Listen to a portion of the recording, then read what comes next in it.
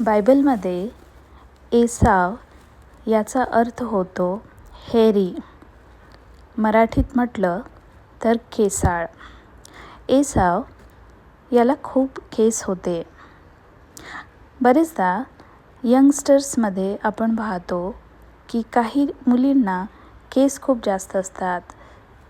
गालावर आणि ओठांच्या वर, पाठीवर आणि हातापायांवर, तर ते केस चांगले दिसत नाही आणि म्हणून लोक त्यांना चिडवतात आणि म्हणतात, तू तर राक्षसाची मुलगी आहेस.